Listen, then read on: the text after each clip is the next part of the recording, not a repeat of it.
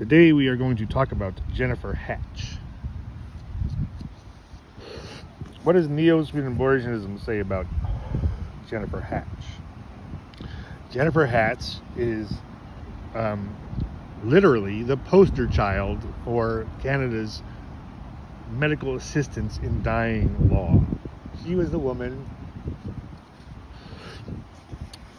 who couldn't get medical care in Canada and so decided to just die.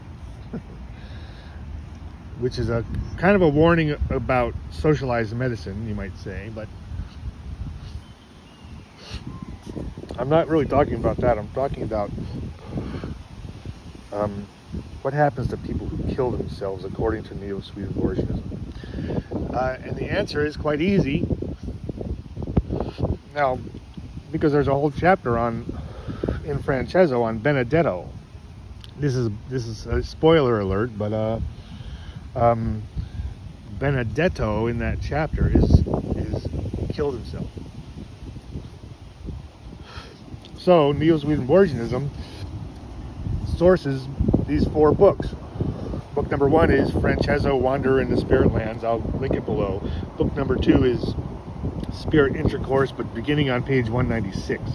So Spirit Intercourse, I'll also link that below. They're both so old that they're in public domain, so you don't have to buy it. I'm not selling anything. But anyway, in Francesco, which is the first book, in which also I recommend starting on chapter 2. If you want to dive right in, these old books have all these prefaces and introductions. Don't start at the very beginning of the book. Start at if you're going to read Francesco, somebody read Francesco so we can discuss it. I recommend for the first time you open the book, start at chapter 2, because chapter 2 starts when he realizes he's dead. Francesco is the narrator of that book. Francesco, in chapter 1 he doesn't realize he's dead yet. Chapter 2 begins when he realizes it, and the first words in chapter 2 are dead.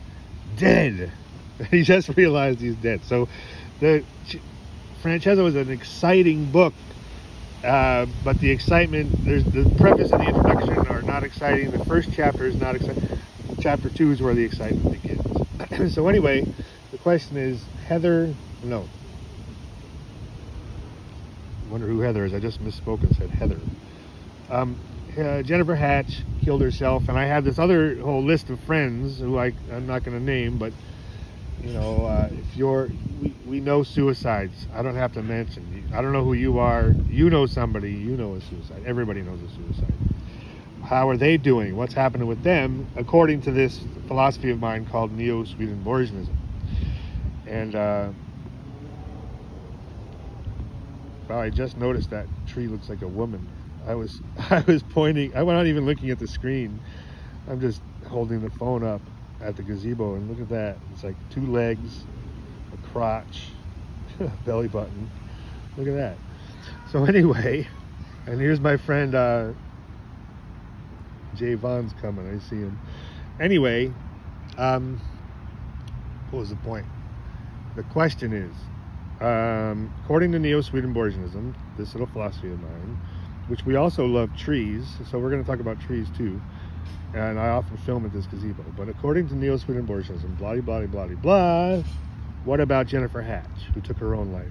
Or what about this other friend of mine, or this other friend of yours, or whoever?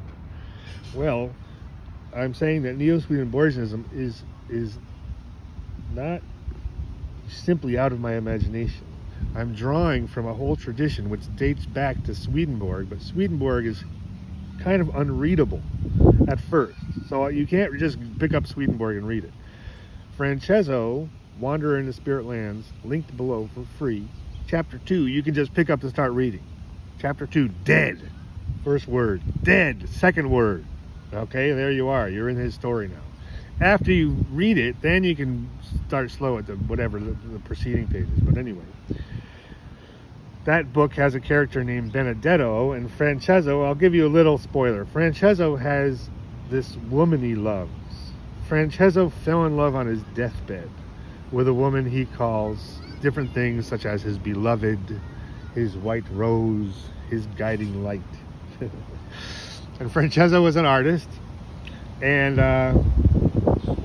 Francesco Francesco finds himself in the spirit lands, and he lived a life of debauchery, you might want to say. You know, he was a talented, successful artist, and but on his deathbed, he falls in love with this woman, and he becomes her guiding light, and he gets it in his heart to improve, so that when because there's different levels of heaven according to this schematic that's in the other book, Spirit Intercourse. There's the low dark levels and the high light levels, right? Which later I'm going to connect with the Van Allen belts, which I didn't even know about when I first started this series. Anyway, but the thing about Francesco is then he meets Benedetto, Francesco's guide, who's named Arinzaman.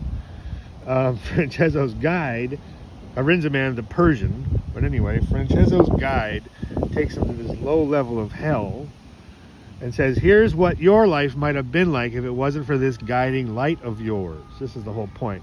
Okay, so Benedetto, I'm being visited by Lillian. Lillian? Hi, Lillian. Maybe Lillian knows the name of our tree here. But anyway, his spirit guide says, this is what your life might have ended up like if it wasn't for this guiding light, beloved white rose of yours. And he introduces him to Benedetto, who's also an Italian artist. They're both Italian artists, and from the 1800s. And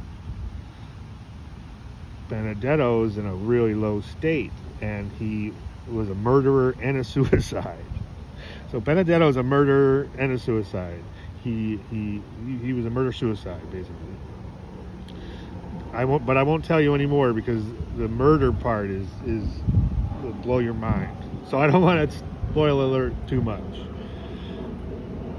So the question we're asking is, what's the relationship, or what does Neo-Swedenborgianism say about Jennyfer Hatch? So Jennyfer Hatch took her own life, and there was a commercial about it for a clothing company.